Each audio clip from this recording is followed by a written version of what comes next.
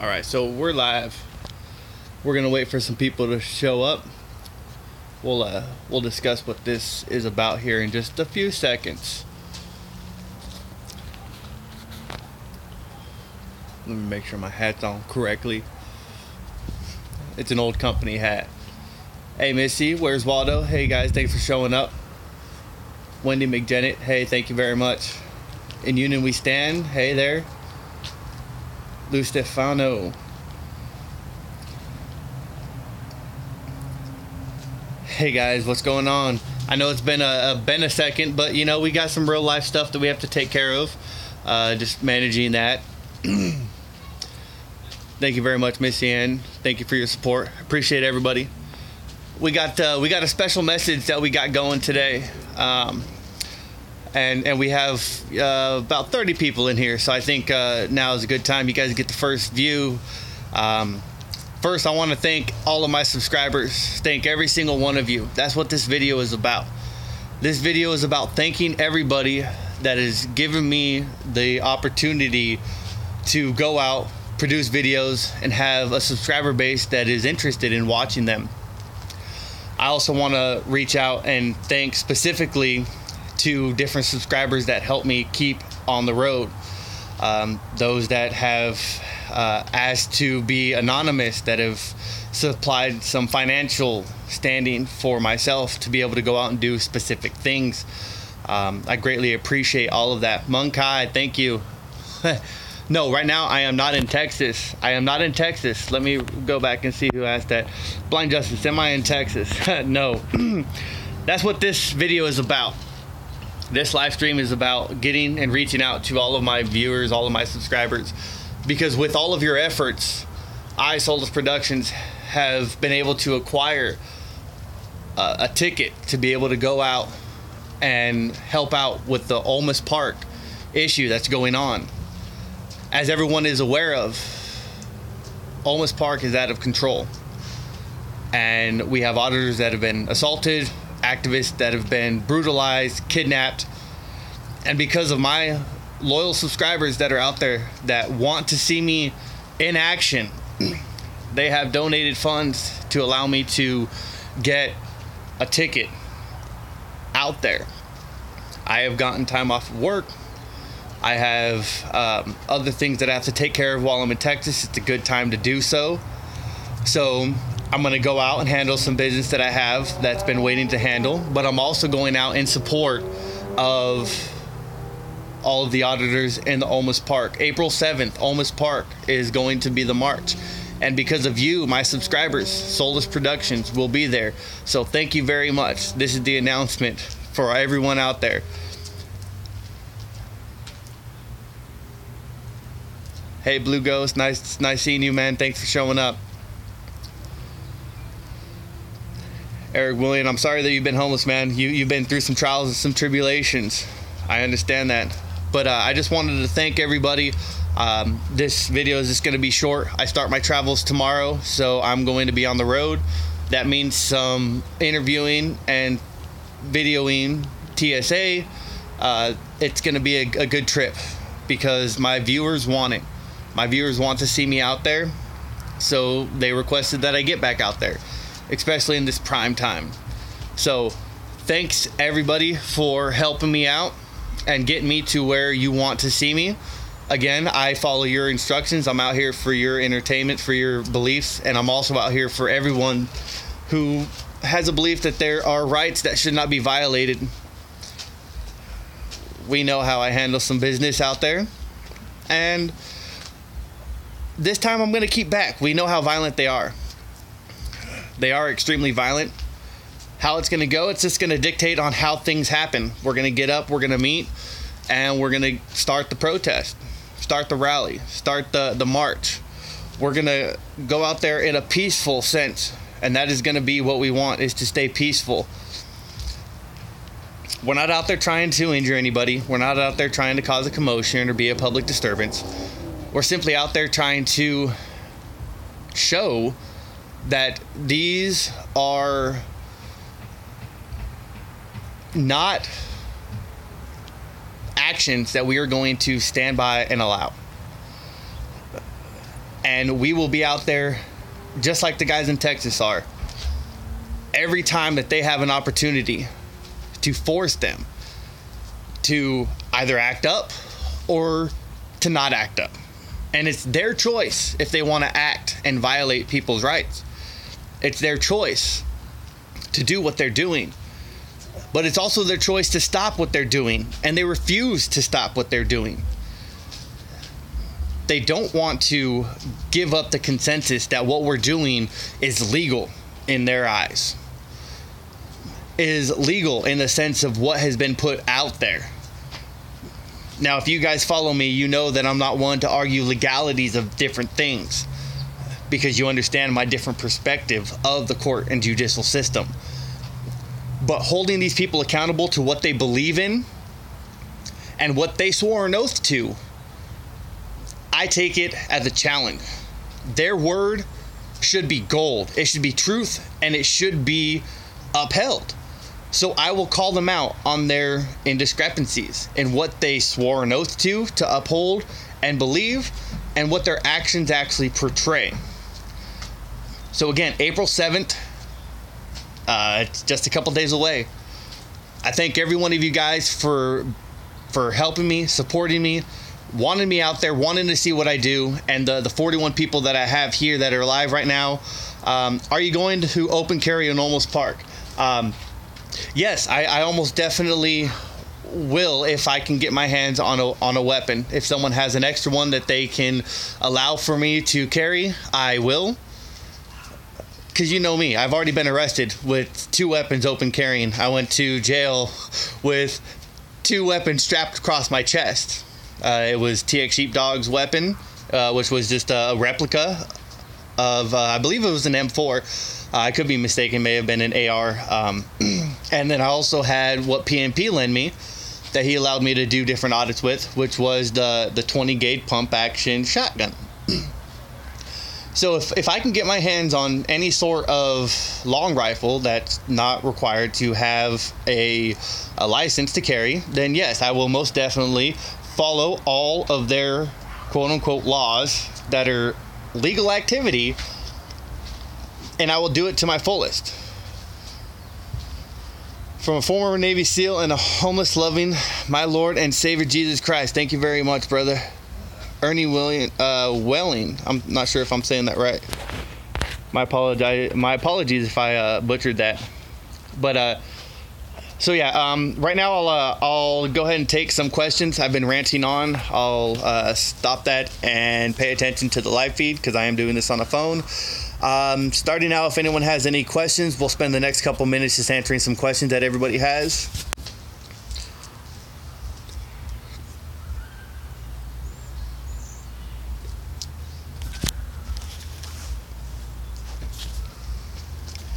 When am I heading out there?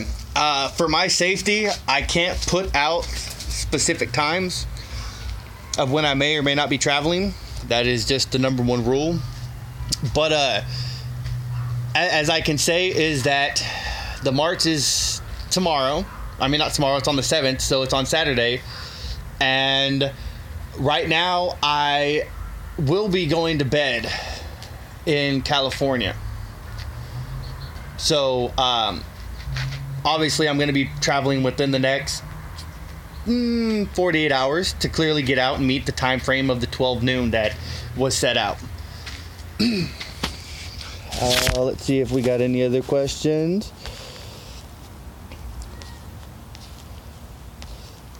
Joshua Haynes, yes, I'm glad that I get to join these fellas as well.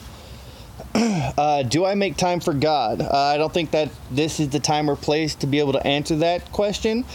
But I will say that I respect all individual beliefs, and I may have some that differ from others, but what you believe in, I respect, and I will not condone you or condemn you for such. Thank you, guys. I see... Oklahoma Community Watch. He's in Cali right now? That's interesting. Everybody's giving me a request to stay safe. I will be as safe as I possibly can. Hey Ginger from your ex-coworker at Flasher, Rick L. Really? Hey brother. As you see, I'm rocking the old school life. That was one job that I appreciated. What crew were you on, if you don't mind me asking, Rick L?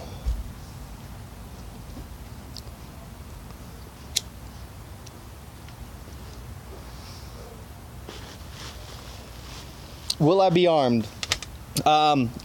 I will try to be. It's difficult to travel with firearms.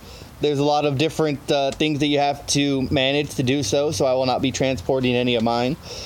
But if I could find one when I get out there, I will most definitely arm myself. It's the right thing to do. Am I going to be live streaming? There's going to be a lot of live streamings going on for safety and for recording purposes. Mine will most likely be for safety, and I'll keep my main camera so I have that footage.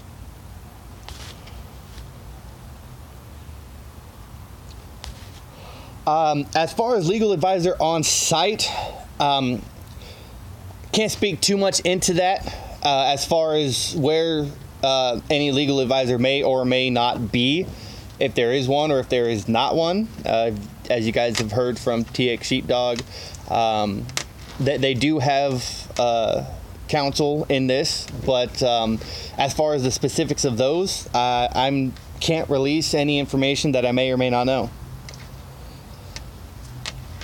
All I can say is that there are going to be live streams going on, and a lot of people will be watching.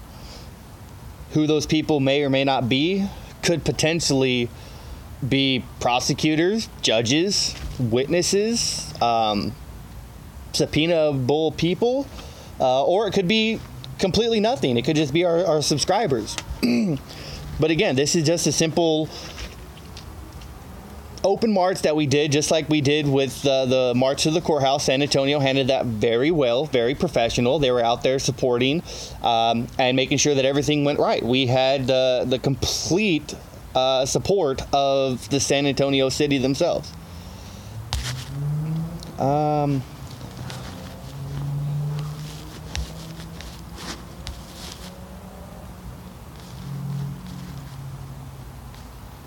Yeah, I don't think I'll have an issue finding a weapon that can be legally carried with multiple people.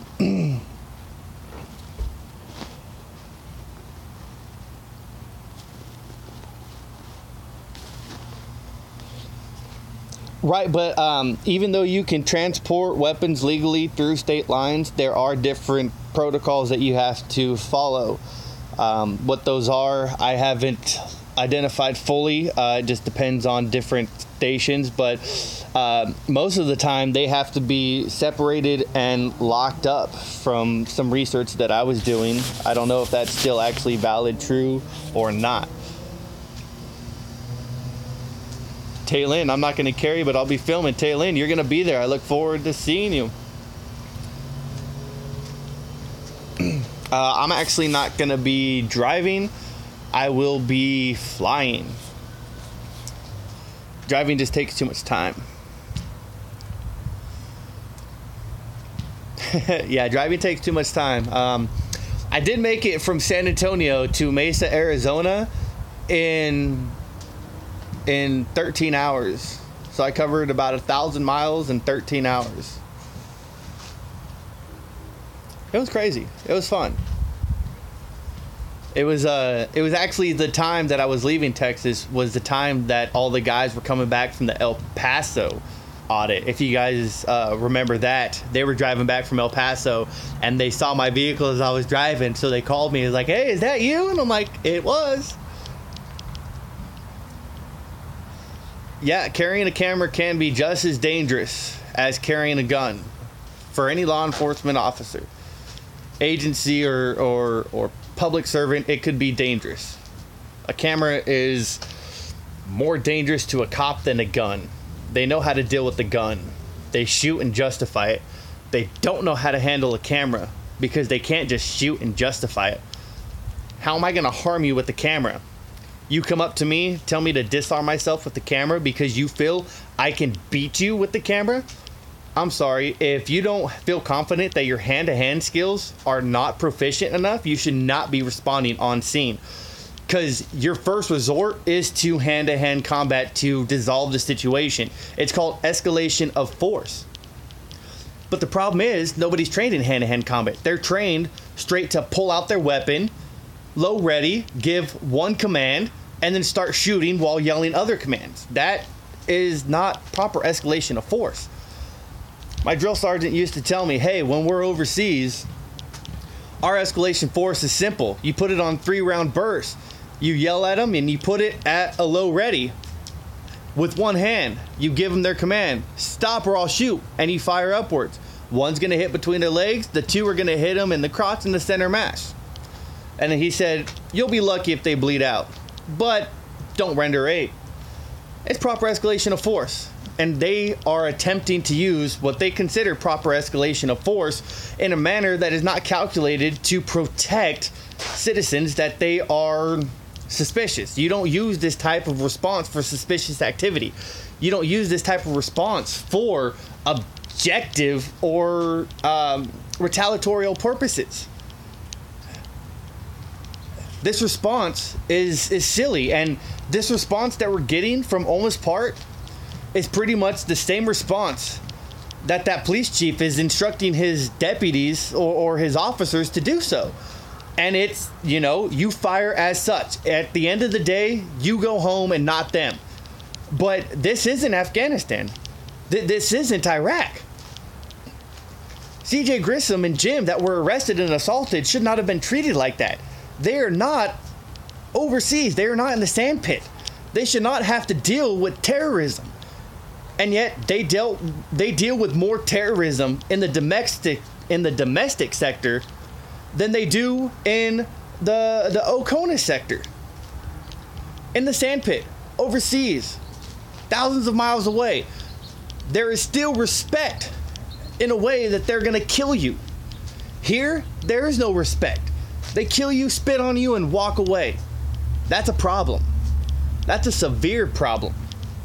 And it's a problem that we're exposing and identifying. Their escalation of force is not tactful. Their escalation of force is not meaningful, nor is it coinciding with any type of legal stance that they have. So what is their prosecutor attempting to do? What is going on? What is their intent, and what is their idea of justice? War against freedom, Master Big Chief. Yes, it probably is a war against freedom.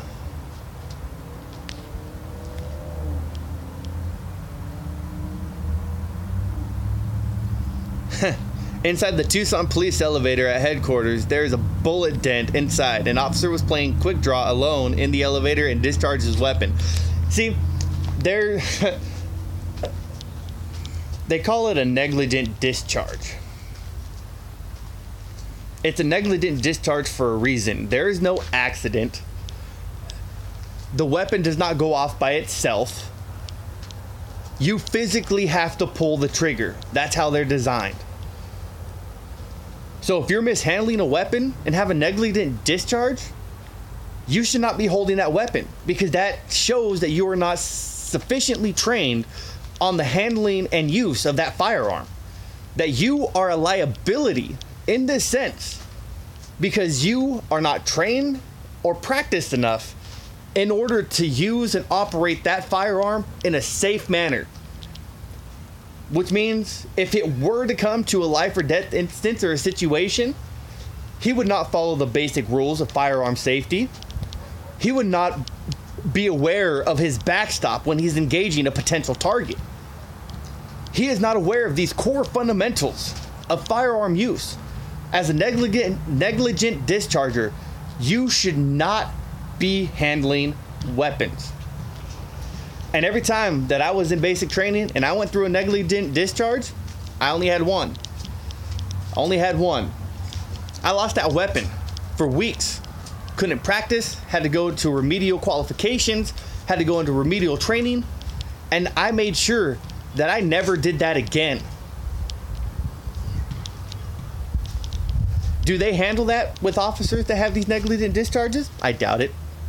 I doubt that they have the time, the resources, the availability, the manpower, or anything to be able to handle it.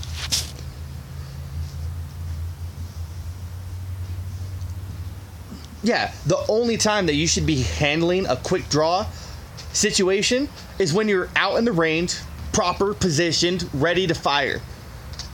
When your weapon is pointed in a safe direction. Do you think your weapon's pointed in a safe direction when it's to the ceiling of a metal cage? No. To any portion of firing a weapon inside of an elevator, an enclosed space that close, should you fire a weapon? No. Should you be handling a weapon that close in an enclosed space? No.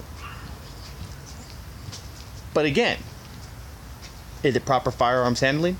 Probably not. And those that don't have proper firearm handling get people killed quick. Yeah, we see a lot of these instances, but don't want to go into too many semantics of that sense. Westside Kill 601, what's going on, buddy? Has any cop ever thought about what was behind their targets before they fired? I highly doubt it. I don't think that they get enough training to understand their backstop. I have seen instances, though, with video evidence that some are aware because they have been trained properly. But those that don't have any prior training stepping into a police force usually do not have the proper training to handle a firearm, to use a firearm in a safe manner, to adjust, to sidestep, to change your backstop so you can take the shot that you need. It's not just pull it out and shoot. It's about finding your backstop. Where's that bullet going to land? Where's it going to hit? Are there people around?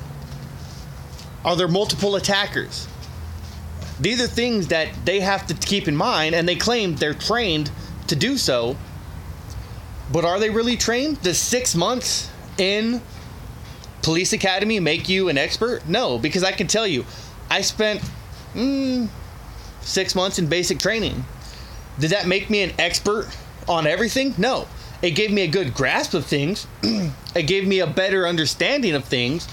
But it took at least a year of me qualifying, using my weapon to be able to use it proficiently. Even though I qualified 40 out of 40 on range, that doesn't mean anything. You can sit there, you have no adrenaline pumping through you, you're relaxed, you're calm, and you're firing at a stationary target.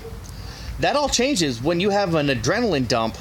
Your mind changes, your blood's pumping, you have 180 beat per minute heart race.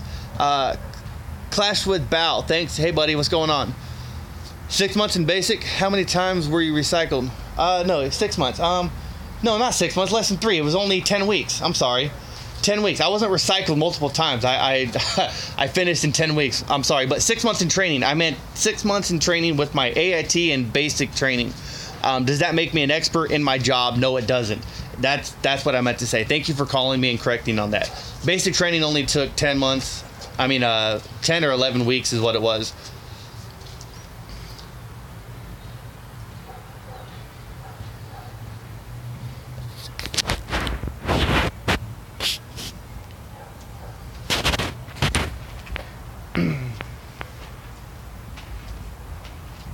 Your AIT was 6 months. What class were you? I was a 91 Bravo. I was a wheel vehicle mechanic. I was in Aberdeen Proving Grounds. I have an honorable discharge. I do have a veteran on my driver's license. My DD-214 has been verified.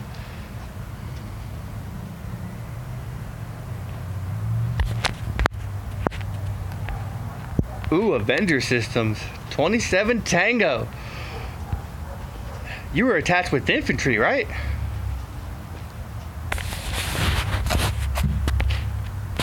"13 Bravo, field artillery." Yeah, that was my first choice, was a field artillery mechanic. I denied that. But your artillery, I was the only son, so my mom wouldn't allow me to choose something that would put me on front lines, nor would they allow me to take that without signing a bunch of waivers and releases. more than I already had to do than joining up. Because being the last male with the last name that you have in your family, going through MEPS, you have to sign so many different releases. It's crazy. 782nd MSB for the 82nd Airborne. Huh. All right. At least you got it right. A lot of people say, oh, I was part of the 81st Airborne Infantry. Okay, buddy. Go and watch movies more.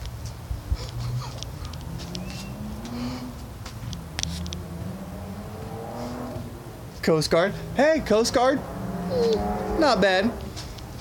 As long as you're not a weekend warrior. You know, all of those. But well, we're moving off into a tangent. Anyway, this has been going on for long enough. It's 25 minutes. This has actually just been a hangout. This is to my subscribers. We still got 32 people here, so I think I owe it to you to still stay live. Nobody's leaving, so you know we got some people here. Might as well keep you guys interested. If you want to see, go ahead and ask questions. We'll keep this going for as long as you guys want. No longer than another 4 minutes, because 30 minutes is long enough. I just wanted to give back to my subscribers the time that they're requesting. I'm sorry, and I know that I've been out, but transitions in life itself just take you away from your side job. I'm not in the position where I might be able to handle taking YouTube on as a full-time job, but I definitely appreciate the support that everyone has been giving me to make sure that I could get out to these events. They want to see me out at these events. Solus Productions, are you going to Olmos Park? I said, I don't know. I have to find out if I can get a ticket. And then with their generosity, they donate to help get me out there. It's not something I'm begging for. It's something that is just reality. Funds nowadays are difficult to come by. And to get a plane ticket, it takes a lot to build up that type of savings to just frivolously spend it on something else. So that's why we have monetized videos to help with our duties of what we're trying to get into. I don't need your guys' funds. I have a day job. I work for a living. I have an old coworker that's watching this stream right now from this very company that I worked for 2.5 years.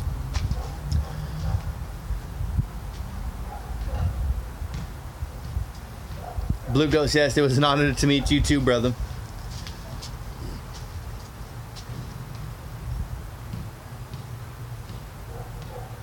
RF on Productions, I'll definitely shoot you a call.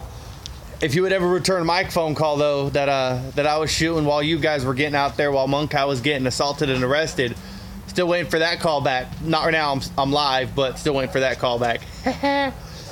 But yeah, I just want to say that I monetize my videos, and the funds that I get go into a savings, and it allows me to tap into those savings when I want to go out and do some traveling for some footage or anything of that sort. Since I moved, I haven't really been able to put out a lot of videos because they're not interesting. Bakersfield PD themselves aren't interesting.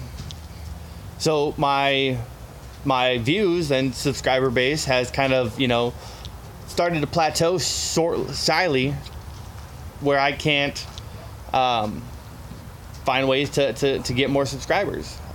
There's a lot of internal attacks on different auditors in different areas out here in the California region. They're not as consolidated as the Texas region is, and that's a shame to not be together in that sense where we all want the same thing.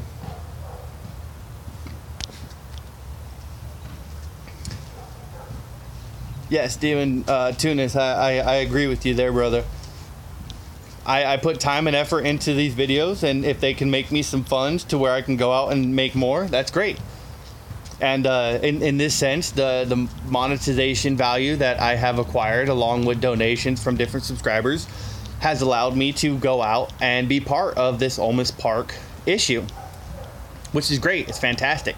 Everyone wants to see me out there. I really wanted to be out there, and with everyone's help, I get to be out there. Yes, YouTube is working on personalizing this. The more hatred that YouTube gets for the more videos popping up that are getting privacy complaints in open public, now we're involving YouTube to be part of legal actions, and in some senses with controversial videos and issues, they'll just remove it and wipe themselves, clear their hands. They don't want to touch that. It's a shame, but I wish that they will fix that in the incoming stages. We have already fought back against their privacy complaints and the issues that are going on with the privacy complaints. There is no expectation of privacy, and in some instances, the no expectation of privacy while recording flies, and in some, it doesn't. I know videos that have been taken down due to the simple fact that there was a better interested in the other side, and the other side being with the privacy complaint. So it's all intermittent to figure that sense out. We're at 31 minutes. I'll take a couple more questions, and then I'll bid you guys farewell until tomorrow. I do have to get some packing done, but I will say charge your phones, because I'm gonna have to have an early start. So if you don't want to miss anything, you might want to have an early start, or at least hit the like, subscribe, and hit the bell, so when my stuff does pop off. Well, that was just a message. When my videos do pop off, that you guys get the first response.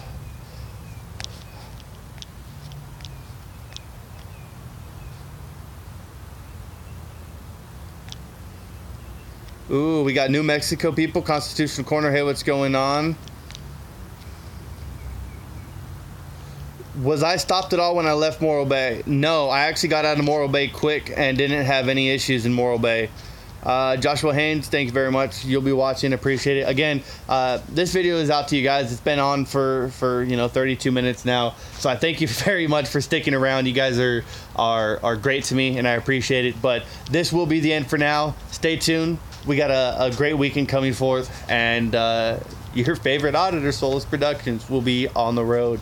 Share it with your friends, share it with your family, let everyone know, because this will be something that probably will be as big as Rosa Parks in the back of the bus incident.